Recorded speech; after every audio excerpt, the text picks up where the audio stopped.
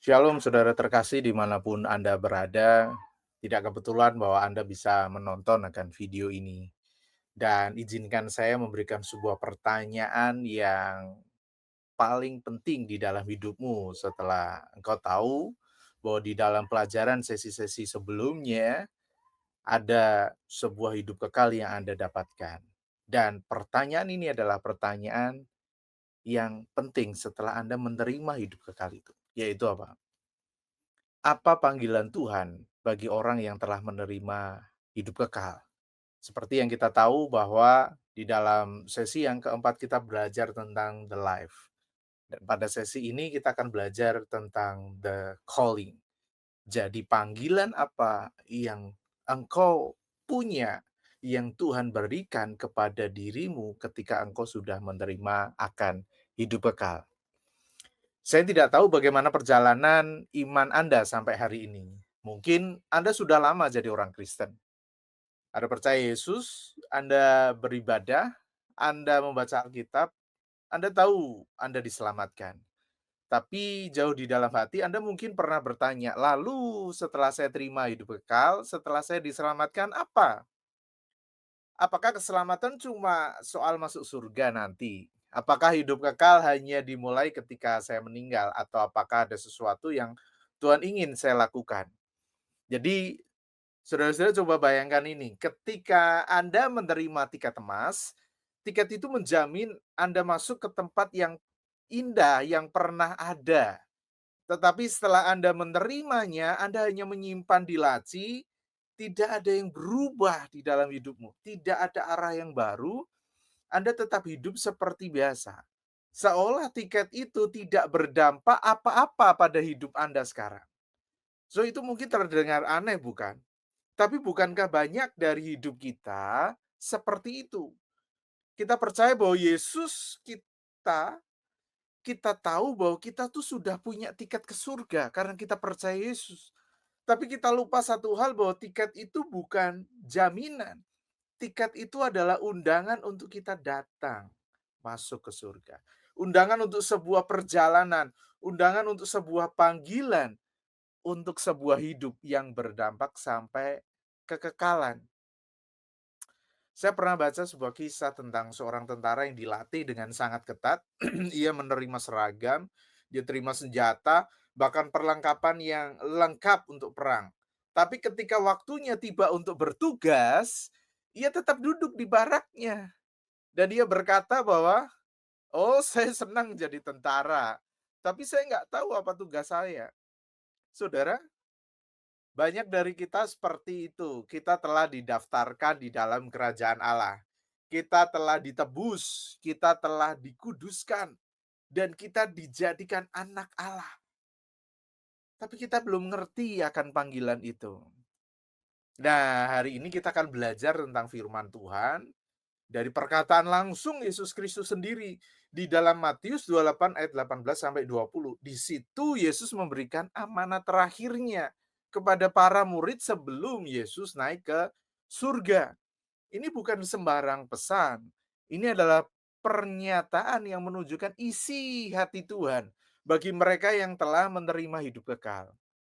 Dan dari amanat ini kita akan melihat 4 hal besar yang merupakan isi panggilan Tuhan di dalam hidup kita.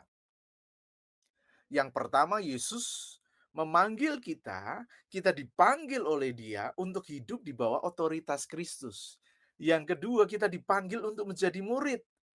Dan kita dipanggil, yang ketiga kita dipanggil untuk mendampingi dan mengutus murid. Dan yang keempat, kita dipanggil untuk hidup dalam kesadaran akan penyertaan Kristus setiap hari. Jadi jangan lewatkan satu bagian pun dari pengajaran ini karena bisa jadi inilah saat di mana Anda tidak hanya menyadari bahwa Anda telah diselamatkan, tapi bahwa hidup Anda yang sekarang ini punya tujuan yang besar dari Tuhan. Sebuah panggilan dari Tuhan yang berdampak kekal buat hidupmu. Jadi mari mulai sekarang kita coba merenungkan kata-kata Tuhan. Kita akan pelajari tentang amanat agung itu dan kita akan melihat apa artinya hidup di dalam otoritas Kristus. Next slide. Saudara-saudara yang terkasih, sebelum kita menyelami isi panggilan Tuhan di dalam Matius 28 ayat 18 sampai 20, kita perlu melangkah sedikit mundur untuk memahami konteks besar dari kata-kata Yesus ini. Karena semakin kita ngerti latar belakangnya, semakin dalam pula kita bisa menangkap makna panggilannya. Jadi, mari kita akan mulai dengan memahami latar Injil Matius. Pertama, latar Injil Matius ini adalah Yesus Sang Raja dan Injil Kerajaan. Injil Matius bukan sekedar biografi Yesus. Ia ditulis dengan maksud teologis yang sangat jelas. Untuk apa? Memperkenalkan Yesus sebagai Mesias yang dijanjikan. Memperkenalkan Yesus Raja dari Kerajaan Allah. Jika Anda perhatikan, Injil Matius ini dibuka dengan silsilah yang menekankan garis keturunan Yesus dari Daud dan Abraham. Dua tokoh kunci dalam sejarah Israel. Mengapa itu penting? Karena Mesias yang dijanjikan dalam Perjanjian Lama akan datang dari keturunan Daud dan menjadi berkat bagi segala bangsa melalui janji kepada Abraham. Nah, sepanjang kitab ini, Matius terus menyampaikan Yesus sebagai raja. Ia mengajar tentang hukum kerajaan dalam khotbah di bukit. Ia menyembuhkan dengan otoritas. Yesus mengusir roh jahat dan menunjukkan kuasa atas alam. Semua ini bukan hanya untuk menunjukkan belas kasihan Yesus, tetapi juga untuk menyatakan apa? Otoritas kerajaannya. Dan saat kita tiba di pasal 28, kita tidak sedang membaca akhir kisah biasa. Kita sedang membaca klimaks dari perjalanan raja itu. Yang kedua, kita akan belajar tentang konteks pasal 28 yang adalah kebangkitan sebagai kemenangan dan titik balik. Jadi pasal 28 ini bukan hanya akhir naratif Injil Matius, tapi puncak dari seluruh karya penyelamatan Yesus di bumi. Yesus telah disalibkan, dia mati, dan dia dikuburkan, dan pada hari yang ketiga dia bangkit di antara orang mati. Dan kebangkitan Yesus ini bukan hanya mukjizat biasa, tapi juga apa? Pengesahan ilahi. Allah sedang menyatakan bahwa inilah putraku yang telah menang. Kuasa maut telah dikalahkan oleh Yesus. Dosa dihancurkan dan Yesus sekarang hidup bukan sebagai guru yang dikenang, tapi raja yang memerintah. Dan justru di dalam konteks kemenangan ini Yesus berbicara kepada murid-muridnya. Bukan dalam posisi kelemahan, tapi dalam posisi otoritas tertinggi. Dia sebagai raja. Jadi saudara, banyak orang menunggu instruksi terakhir dari orang-orang besar. Kata-kata terakhir sering dianggap paling penting. Tapi ini bukan hanya kata-kata terakhir. Ini adalah amanat dari raja yang telah bangkit dan sekarang punya segala kuasa di surga dan di bumi. Dan yang ketiga kita akan belajar tentang amanat agung, yaitu apa? Penutup pengajaran permulaan panggilan. Di dalam Matius 28 ayat 18 sampai 20 kita menemukan bahwa apa yang sering disebut amanat agung, tapi saya ingin Anda merenungkan hal ini. Amanat agung itu bukan hanya penutup dari Injil Matius. Itu adalah sebuah transisi dari pelayanan Yesus secara fisik kepada pelayanan melalui murid-muridnya. Yesus tidak berkata, "Sudah selesai, kalian udah pulang, bubar jalan." Yesus tidak berkata seperti itu. Tapi ia berkata, "Sekarang giliran kalian, murid-muridku, melanjutkan misi ini." Panggilan ini bukan hanya sekedar instruksi, tapi panggilan ini lebih dalam dari itu, yaitu ini menjadi sebuah apa? Sebuah legacy atau warisan. Sama seperti seorang raja yang memberi mandat terakhir kepada para perwiranya sebelum ia kembali ke istana. Yesus, raja yang bangkit, dia memberi kita perintah ilahi untuk membawa kerajaannya ke seluruh dunia. Bayangkan seperti ini, seorang raja yang telah merebut kembali wilayah kerajaannya dari musuh, Dan sebelum ia kembali ke istana, ia mengumpulkan para pemimpin setianya. Ia berkata, sekarang kalian yang menjaga wilayah ini ya, kalian yang membawa berita kemenangan ini ke semua penjuru dan aku akan menyertai kalian. Itulah konteks dari amanat agung. Dan ini bukan hanya untuk para rasul, tapi untuk semua murid. Nah, satu hal penting yang tidak boleh kita lewatkan adalah ini. Amanat agung tidak hanya diberikan kepada 11 rasul. Betul, memang secara langsung mereka hadir adalah para rasul, para pemimpin awal gereja. Tapi isi perintahnya berkata, ajarlah mereka melakukan segala sesuatu yang telah kuperintahkan kepadamu. Artinya apa? Murid-murid baru juga harus diajarkan untuk menaati perintah yang sama. Termasuk perintah untuk apa? Pergi menjadikan semua bangsa murid. Dengan kata lain, siklus pemuritan ini tidak berhenti pada hanya generasi pertama. Tapi siklus ini terus berlanjut dan kita adalah bagian dari rantai siklus itu. Amanat agung adalah milik semua orang yang telah percaya dan menerima hidup kekal dari Kristus. Itu termasuk saya dan termasuk Anda. Tidak ada murid yang pasif dalam kerajaan Allah. Jika Anda telah diselamatkan, Anda sudah terima hidup kekal, maka Anda juga dipanggil oleh Tuhan. Mungkin Anda berkata, tapi saya bukan pengkhotbah, Pak. Pastor, saya bukan misionaris. Memang benar. Yesus tidak berkata jadikanlah semua orang pendeta. Atau Yesus tidak berkata jadikanlah semua misionaris. Enggak. Dan bahkan Yesus tidak berkata jadikanlah semua jemaat atau orang Kristen. Tapi Yesus katakan jadikan semua bangsa murid. Dan itu bisa lewat hidup Anda. Dalam keluarga, di tempat kerja, di komunitas, bahkan menggunakan media sosial Anda. Jadi sebelum kita melangkah lanjut ke dalam isi perintah Tuhan, sebelum kita bicara soal bagaimana menjadikan murid, bagaimana membaptis, bagaimana mengajar, dan hidup dalam penyertaan Tuhan senantiasa, kita harus sadar ini. Ini bukan sekedar sembarang perintah. Ini adalah panggilan dari Raja kita, panggilan dari Tuhan yang bangkit, panggilan yang membentuk arah hidup kita, bukan hanya untuk minggu ini, tapi sampai kepada kekekalan. Karena itu mari kita buka hati kita untuk dengar, karena jika Anda telah menerima hidup kekal, maka sekarang adalah waktunya untuk hidup dalam panggilan kekal itu. Karena itu pertanyaannya, apakah Anda siap untuk masuk ke dalam panggilannya? Mari kita lanjut ke poin pertama dari amanat agung, yaitu hidup dalam otoritas Kristus. Next slide. Jadi, saudara-saudara yang terkasih, ketika kita berbicara tentang panggilan Tuhan, boleh di next slide, Mas. Kita akan melihat bahwa bagi setiap orang percaya, kita tidak boleh mulai dari aktivitas atau program. Kita harus mulai dari posisi Yesus. Panggilan kita sebagai murid tidak dimulai dengan apa yang harus kita lakukan, tetapi dengan siapa yang memberi kita perintah.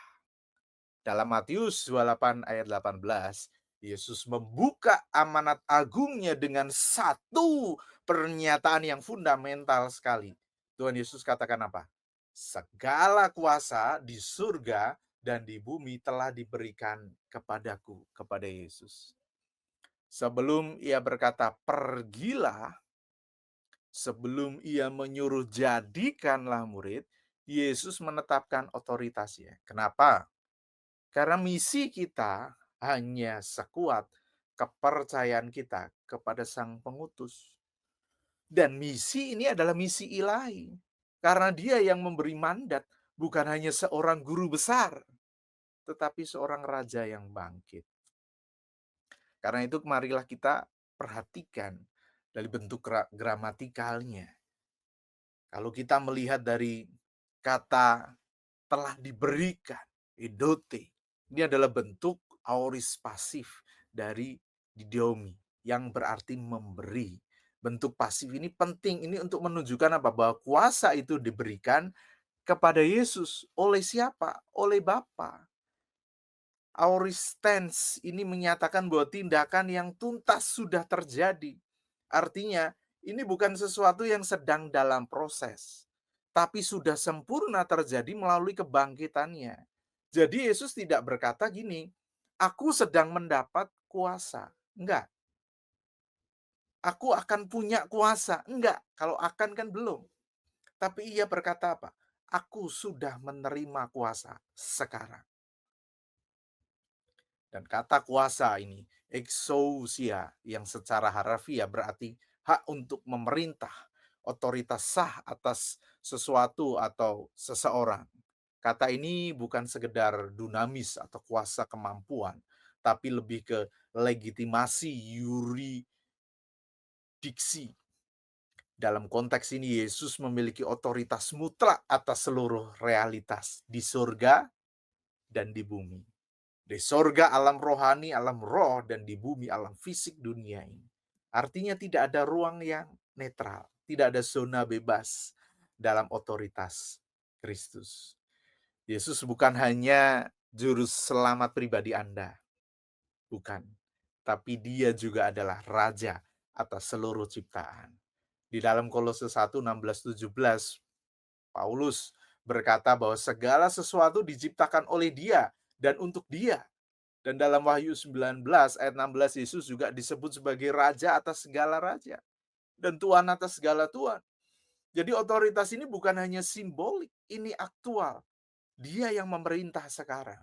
Karena itu setiap murid sejati memulai hidupnya dengan tunduk kepada apa? Kepada otoritas Kristus. Bukan hanya percaya bahwa ia menyelamatkan saja, tetapi menerima dia sebagai Tuhan atas hidup kita. Dia yang memiliki kendali atas hidup kita, atas pikiran kita, atas keputusan yang kita buat, atas relasi kita, atas karir kita, bahkan atas masa depan kita. Bayangkan kalau ada sebuah kapal besar yang melaju di tengah laut, tapi ia tidak memiliki kompas. Mesin kapal mungkin hebat, kaptennya mungkin pengalaman, tapi tanpa kompas, kapal itu akan terombang-ambingkan oleh arus dan kehilangan arah.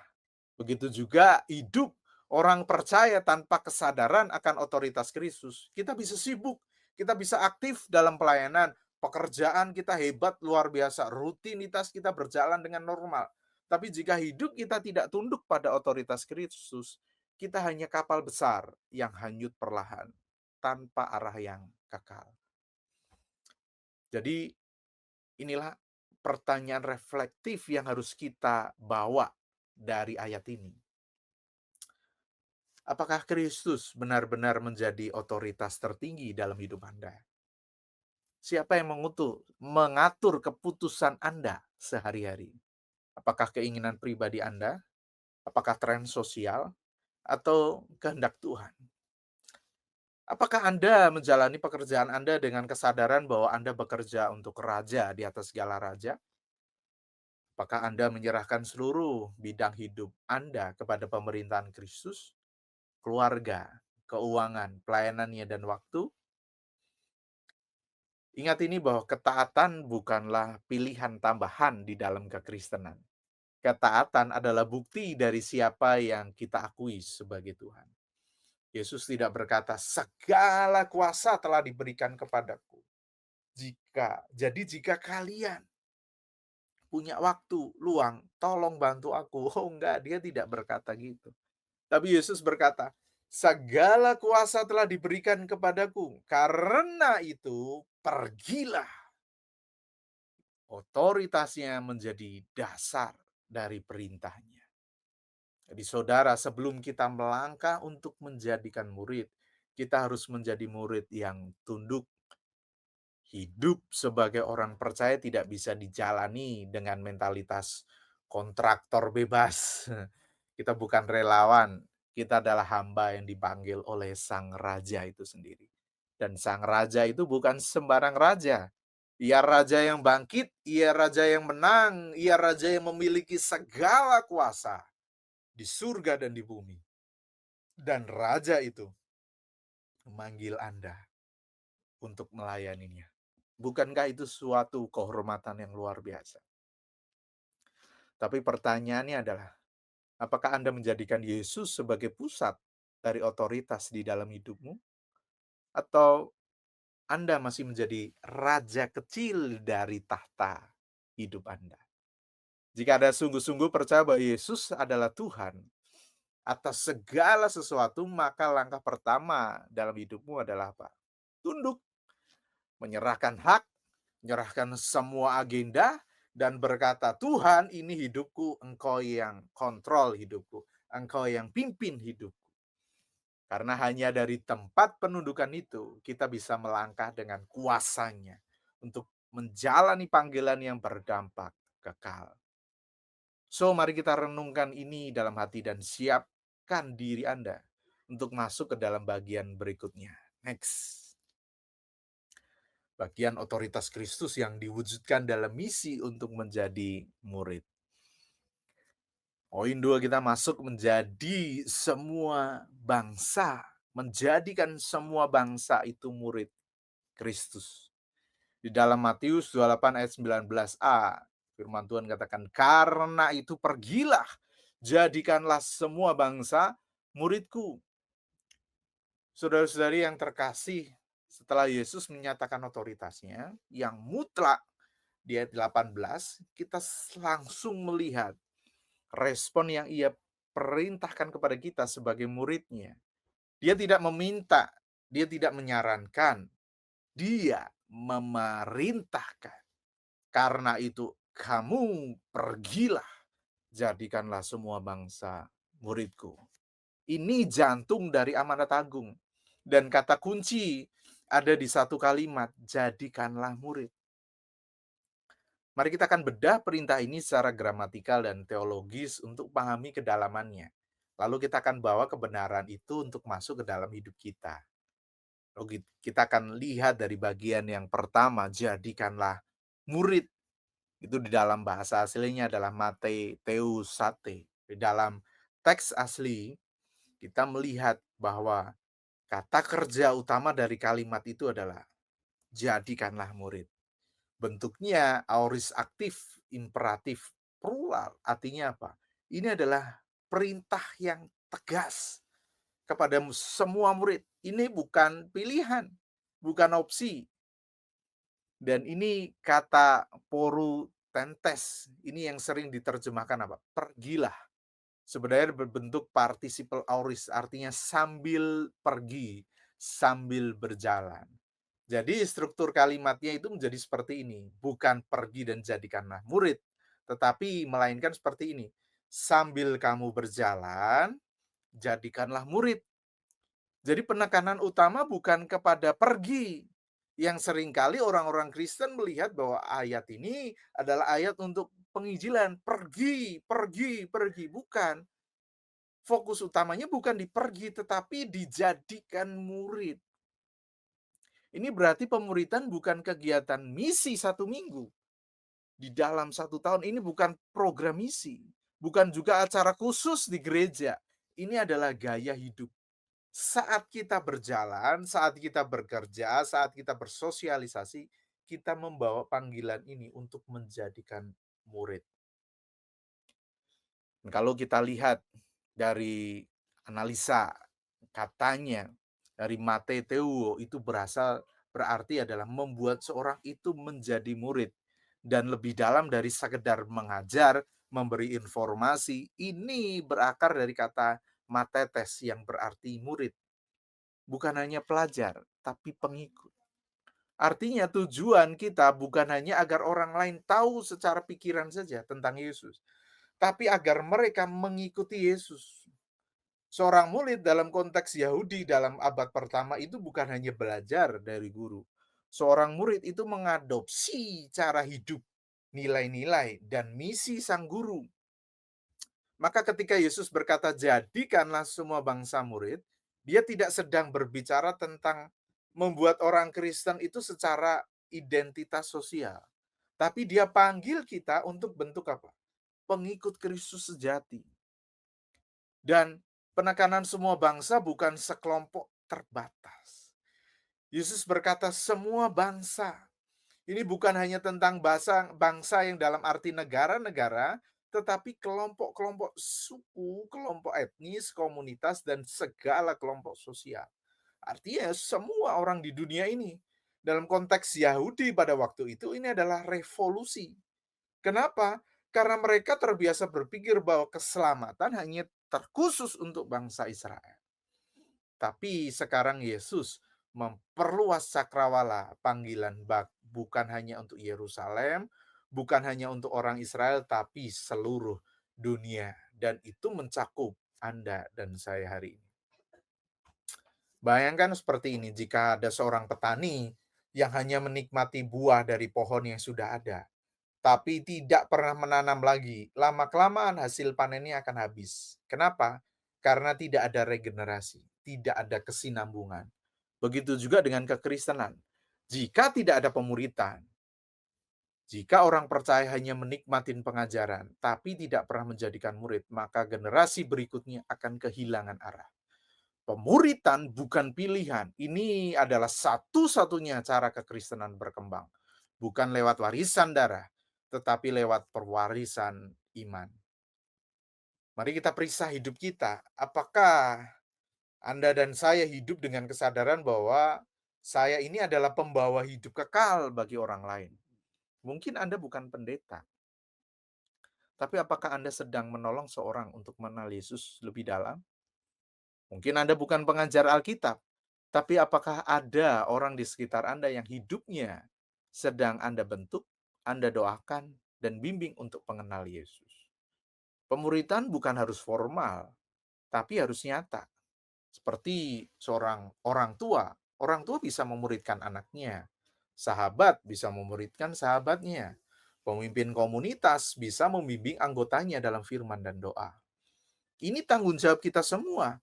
Ini adalah identitas kita. Ini bukan hanya kita bukan hanya penerima anugerah, kita pembawa kabar keselamatan. Jadi saudara yang terkasih di dalam Kristus, amanat agung ini diberikan kepada seluruh gereja, kepada seluruh orang percaya. Ini adalah panggilan kolektif dan mandat personal. Kita tidak bisa berkata, "Oh, ini tugas gereja." Seolah-olah kita bukan bagian dari gereja itu. Oh, ini tugas pendeta. Oh, enggak. Yesus tidak berkata, "Jika kamu punya karunia, jadikanlah murid." Enggak. Dia berkata, "Jadikanlah murid." Artinya apa? Ini adalah identitas setiap orang yang sudah menerima hidup kekal. Jika saya diselamatkan oleh Kristus, maka saya juga dipanggil untuk apa? Memperkenalkan orang lain kepada Kristus. Pertanyaannya adalah, jika hari ini Anda tahu bahwa Anda telah menerima hidup kekal, maka pertanyaan selanjutnya adalah, apakah saya sedang membagikannya? Apakah saya sedang menjadi murid melalui hidup saya? Apakah saya melihat rumah, sekolah, tempat kerja saya sebagai ladang pemuritan? Atau saya masih menjadi murid yang pasif, hanya terima hidup kekal, tapi belum memberi? Yesus panggil Anda dan saya untuk menjadikan semua bangsa murid, bukan karena kita sempurna, tapi karena Dialah yang memberi kuasa dan menyertai setiap langkah kita. Mari kita jawab panggilan ini bukan dengan beban, tapi justru dengan sukacita. Karena ketika kita menjadikan murid, kita tidak hanya mengisi dunia, tetapi kita mengisi kekekalan. Dan itu adalah panggilan yang layak kita jalani seumur hidup kita. Next slide. Kita masuk ke poin yang ketiga, untuk mendampingi dan mengutus murid.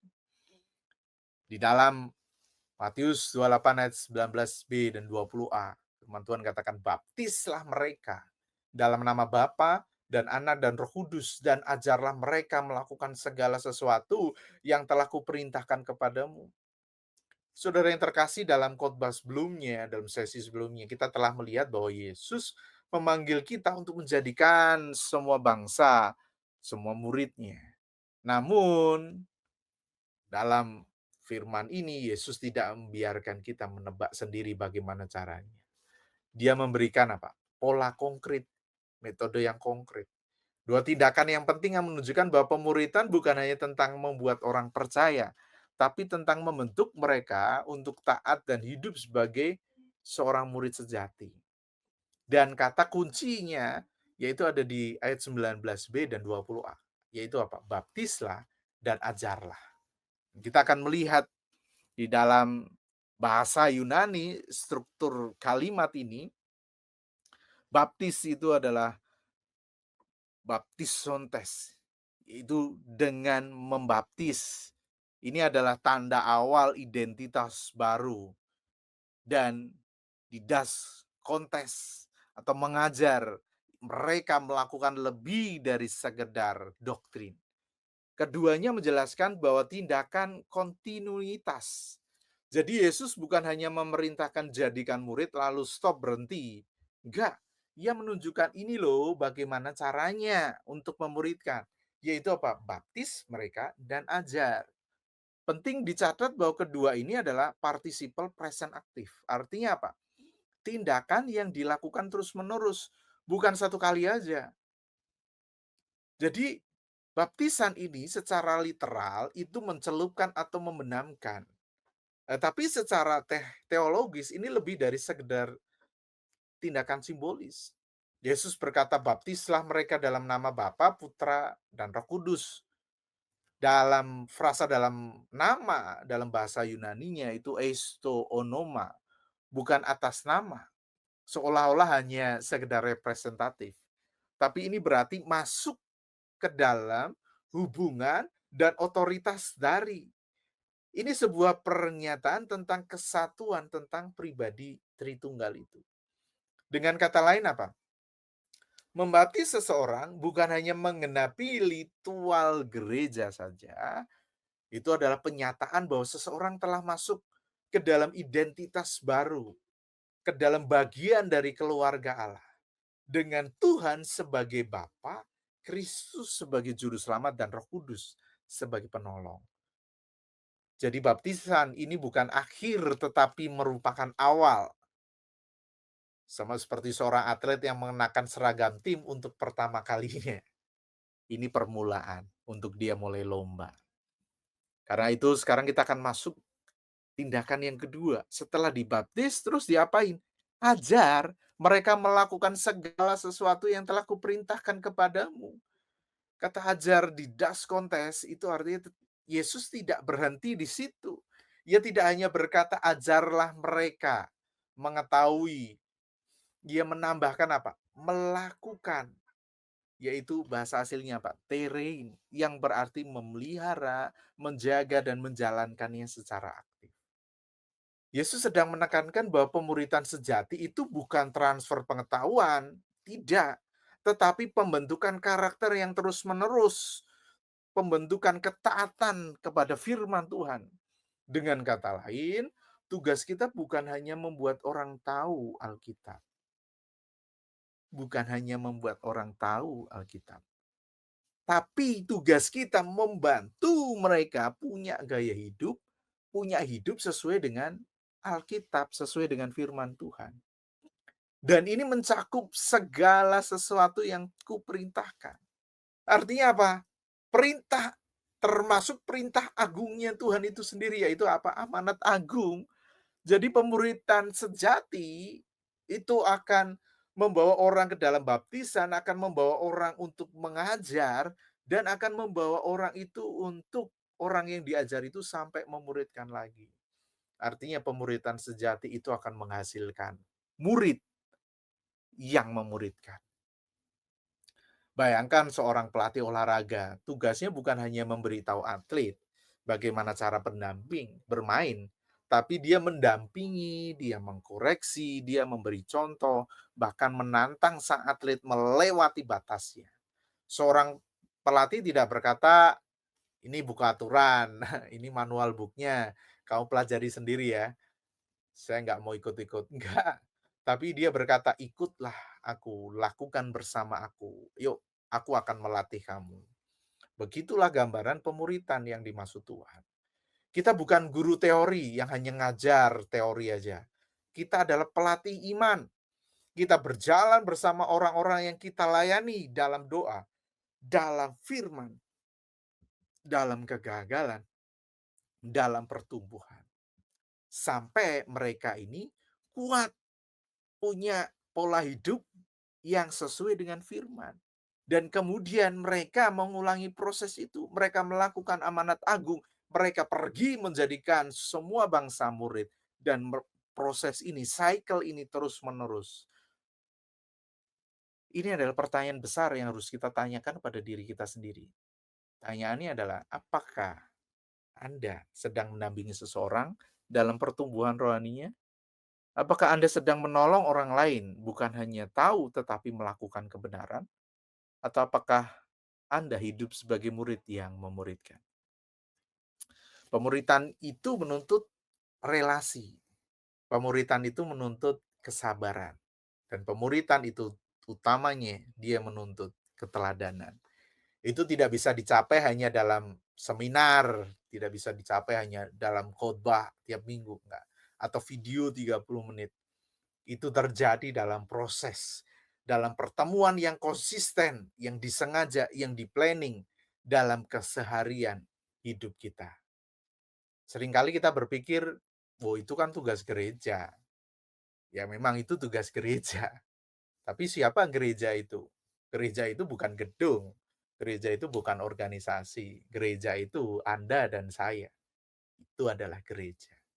Kita telah dibaptis, kita telah diajar, sekarang Anda dan saya dipanggil untuk apa? Membaptis orang dan mengajar orang. Setiap orang percaya punya kesempatan dan tanggung jawab untuk apa? Untuk mendampingi seseorang dalam iman. Entah itu anak Anda, entah itu pasangan Anda, entah itu rekan kerja Anda, sahabat Anda, atau anggota kelompok kecil, anggota komsel. Ingat, pemuritan itu bukan sebuah proyek. Pemuritan itu bukan sebuah program gereja. Pemuritan itu adalah gaya hidup. Karena itu saudara, Yesus tidak hanya manggil kita untuk mengenal Dia. Dia panggil kita untuk bentuk orang lain agar mengenal dan mentaatinya juga. Ini warisan sejati dan ketika Anda menolong orang lain untuk bertumbuh dalam Kristus, lalu orang itu menolong orang lain lagi, itu adalah hidup yang berdampak kekal. Pertanyaannya adalah, apakah Anda dan saya hidup seperti pelatih iman atau hanya penonton? Jadi hari ini mari kita bertobat dalam kekristenan yang pasif. Mari kita hidup menjadi murid yang aktif, yang memuridkan orang lain. Karena panggilan kita bukan selesai ketika kita dibaptis, justru itu baru mulai. Kita dipanggil untuk mendampingi sampai Kristus terbentuk di dalam hidup mereka. Dan itu adalah panggilan yang mulia, yang akan bergema sampai kepada kekekalannya. Next slide. Saudara-saudara yang terkasih, kita akan melihat bahwa amanat agung itu berisi mandat yang besar. Janji yang menutup tapi tidak mengakhiri. Yesus tidak menutup perintahnya dengan beban. Dia menutup dengan penghiburan. Bukan sekedar penghiburan yang kosong, tapi janji yang kuat. Dia katakan apa? Aku menyertai kamu. Bagian ini adalah kunci yang menyeimbangkan seluruh amanat agung. Kita tidak dipanggil untuk menjalankan tugas surgawi dengan kekuatan manusiawi. Kita tidak diutus lalu dibiarkan saja. Kita dikirim, tapi kita juga disertai. Jadi kita akan renungkan ini secara mendalam. Mari kita perhatikan kata, aku menyertai kamu, made Heimon Amy.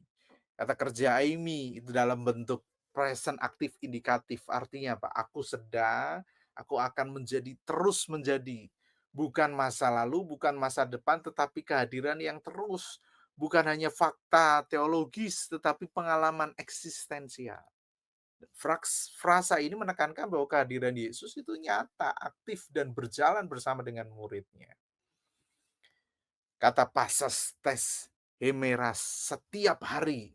Kata pases itu berarti seluruh atau semua Hemeras itu berarti hari. Ini adalah penyertaan bukan hanya bersifat sesekali, bukan hanya pada momen besar seperti pelayanan mimbar, misi jangka pendek, atau acara gereja.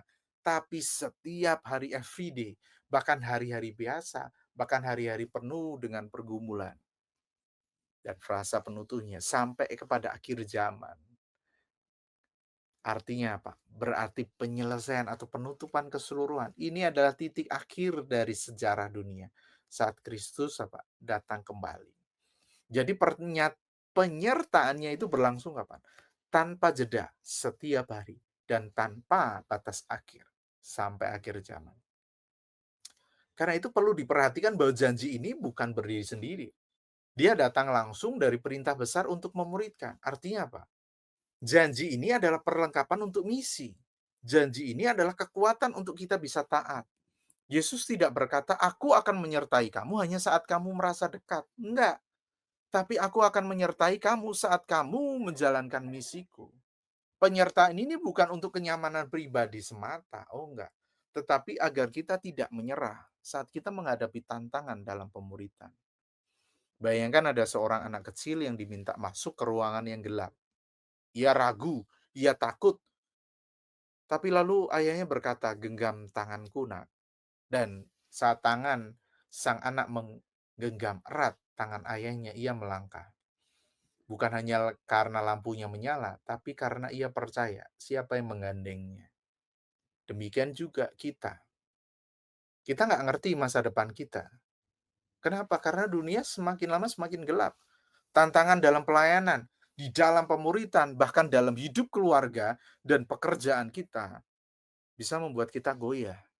Tetapi ketika kita sadar, Tuhan menyertai. Tuhan berkata, "Anakku yang kukasih, genggam erat tanganku." Di saat itulah kita punya kekuatan untuk melangkah. Penyertaan Kristus bukan hanya terjadi saat kita naik ke mimbar, bukan hanya atau pergi ke ladang misi. Penyertaan itu juga hadir saat Anda mendidik anak Anda dengan nilai Kristus. Saat Anda menolong teman yang bergumul. Saat Anda bekerja dengan integritas meskipun tidak dilihat orang. Saat Anda membimbing seorang murid untuk lebih taat pada firman Tuhan. Dan semuanya itu Yesus berkata, "Aku menyertai kamu." Pertanyaan bagi kita adalah, apakah saya menjalani hidup ini dengan kesadaran bahwa Yesus menyertai saya, menyertai Anda? Ataukah Anda hidup seperti orang yang berjalan sendiri? Apakah Anda menyerah dalam misi karena Anda pikir, saya nggak bisa, saya nggak cukup kuat? Padahal Kristus tidak pernah melepaskan tangannya dari Anda. Kesadaran penyertaan Kristus itu akan mengubah segalanya. Mengubah apa? Rasa takut kita menjadi keberanian. Mengubah apa? Kelelahan kita di dalam melayani, dalam memuridkan. Menjadi apa? Penghiburan. Berubah apa? Keraguan kita menjadi ketekunan. Yesus tidak menjanjikan bahwa jalan pemuritan akan mudah. Enggak. Tapi dia menjanjikan bahwa di dalam semua yang engkau jalani, dia akan selalu ada di dalamnya. Dia akan selalu menyertaimu. Karena itu saudara, mari kita ingat amanat agung ini bukan ditutup dengan tekanan atau ancaman.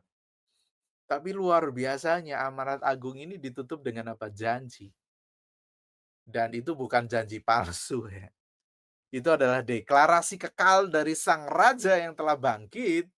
Dan ketika kita menjawab panggilannya, ketika kita melangkah untuk memuridkan, untuk mengajar, untuk mendampingi, kita tidak pernah berjalan sendiri. Kita bawa otoritasnya, kita menjalankan misinya, dan kita disertai oleh hadiratnya. Bukankah itu luar biasa? Itu adalah jaminan yang membuat kita terus bisa setia, terus bisa berjalan, bahkan di tengah tantangan zaman ini. So, mari kita jalani panggilan hidup ini dengan keyakinan bahwa tangannya yang menggenggam kita, amin. Dan tangannya yang menaklukkan maut dan memerintah kita selama-lamanya. Next slide. Saudara-saudara yang terkasih, di dalam berapa menit terakhir kita sudah mendalami akan amanat agung perintah dari Tuhan. Karena itu Kita telah belajar bahwa segala kuasa telah diberikan kepada Yesus. Kita diperintah untuk menjadikan semua bangsa muridnya. Kita dipanggil untuk membaptis dan mengajari mereka untuk mentaati segala perintahnya. Dan kita diperlengkapi dengan penyertaan. Pertanyaannya adalah bagaimana Anda menanggapi panggilan Kristus ini? Mari kita merenungkan akan pertanyaan ini. Pertanyaan yang pertama, apakah Anda tunduk penuh kepada otoritas Kristus dalam setiap aspek hidup Anda? Yesus membuka amanat agungnya dengan frasa penuh kuasa. Segala kuasa yang ada di surga dan di bumi telah diberikan kepadaku. Yesus tidak meminta pengikutnya setengah hati, ia menuntut penyerahan total. Di dalam Lukas 6:46 dia berkata, "Mengapa kamu memanggil aku Tuhan? Tuhan tetapi tidak melakukan apa yang aku katakan." Penyerahan bukan berarti pasif, tapi berarti setiap langkah hidup Anda dan saya adalah bentuk ketaatan kepada Dia. Bagian yang kita perlu renungkan yang kedua adalah pertanyaan apakah Anda dan saya menjalankan peran di dalam menjadikan murid, dimanapun itu, di rumah, di kantor, di komunitas. Karena Yesus berkata, jadikan semua bangsa muridku. Terkadang kita berpikir bahwa pemuritan tanggung jawab gereja secara institusional, secara lembaga. Tetapi pemuritan bukan program, itu adalah gaya hidup. Jadi jika Anda murid Yesus, maka Anda dipanggil untuk menjadi murid. Yang ketiga, kita perlu merenungkan apakah Anda dan saya membentuk dan mendampingi orang lain dalam ketaatan kepada Kristus. Yesus melanjutkan berkata, ajarlah mereka melakukan segala sesuatu yang telah kuperintahkan. Artinya apa? Dari kata ini, kata melakukan, dari kata teru artinya menjaga, memelihara, menghidupi, bukan hanya transfer pengetahuan. Ini adalah pembentukan karakter gaya hidup. Begitu juga dengan kita. Kita bukan hanya menyampaikan informasi, tetapi membuat, menjadikan murid. Dan yang terakhir kita perlu merenungkan apakah Anda dan saya menjalani panggilan ini dengan kesadaran penuh akan penyertaan Kristus. Karena Kristus berkata, aku menyertai kamu senantiasa sampai kepada akhir zaman. Ini adalah janji yang akan menjadi kekuatan kita. Karena itu, mari saudara, kita telah menyelami isi amanat agung. Kita sudah melihat bahwa Yesus adalah Raja yang berotoritas. Kita dipanggil untuk menjadikan murid. Kita diminta untuk membaptis, mengajar mereka untuk memuridkan lagi. Dan kita berjalan dalam penyertaannya Yesus. Karena itu mari kita menanggapi panggilan ini. Karena hidup kita bukan hanya tentang hari ini, tetapi tentang kekekalan. Dan panggilan ini adalah untuk membawa orang menuju ke kekekalan itu. This is your calling. Mari kita berdoa. Bapa di dalam surga, kami bersyukur untuk saat ini Tuhan. Engkau sudah panggil kami untuk kami pergi menjadikan semua bangsa murid. Kami percaya Tuhan, bukan karena kami hebat, bukan karena kami luar biasa, enggak. Tapi karena Engkau Sang Raja di atas segala raja yang sudah punya otoritas, Engkau yang mengutus kami. Dan tidak hanya mengutus kami, tapi Engkau juga memperlengkapi kami. Tidak hanya memperlengkapi kami, tetapi Engkau juga menyertai kami. Karena itu Bapa, hamba-Mu sudah selesai, tapi kami hamba-Mu percaya Tuhan setiap orang yang menonton video ini, mereka akan Kau sertai dengan kuasa dari Roh Kudus-Mu. Terima kasih Bapa, kami serahkan hidup kami dalam tangan-Mu. Dalam nama Yesus kami berdoa mengucap syukur. Haleluya. Amin. Tetap semangat. God bless.